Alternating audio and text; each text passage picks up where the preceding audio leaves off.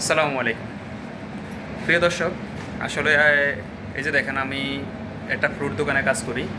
আসলে ফ্রুট দোকানে কাজ করলে মানে একটা জিনিস ভালো, মানে কখনো কিছু খাইতে মন চাইলে সব ধরনের, যেমন প্রবাসে অনেক রকমের ফল ফ্রুট আছে। আপনি দেখেন, এখান থেকে শুরু করে অনেক রকমের ফল ফ্রুট আছে।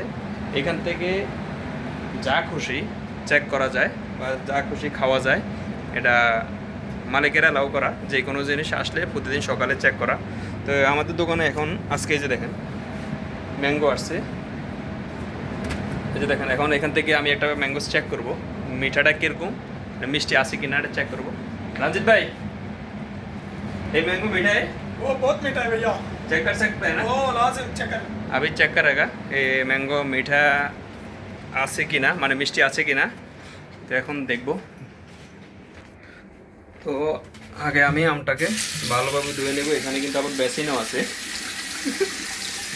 ধরেন বিদেশের মধ্যে এমন কোনো ফল নাই যে আমরা খাই না। এরা আসলে ছুরি দিয়ে কাটে খাইলে কিন্তু আবার মজা পাইতাম না, এমনি কামড়াই খাই। ভাই আসলে সেই স্বাদ, একদম মধুর মতো। দেখেন একদম চামড়া সহকারে খেয়ে ফেলতেছি। এটা কিন্তু इजिप्टेर।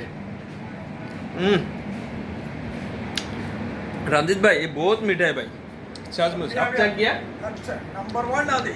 आप भी चेक किया? ओ सुबह चेक रंजित भाई भी चेक किया।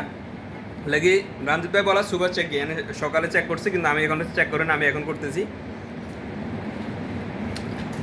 মাশাল্লাহ ভাই, এখানে বাংলাদেশকে বলতেছে মধু মধু মধু।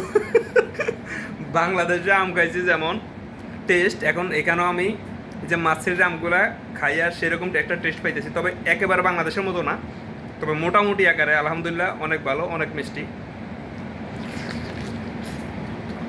সেই স্বাদ।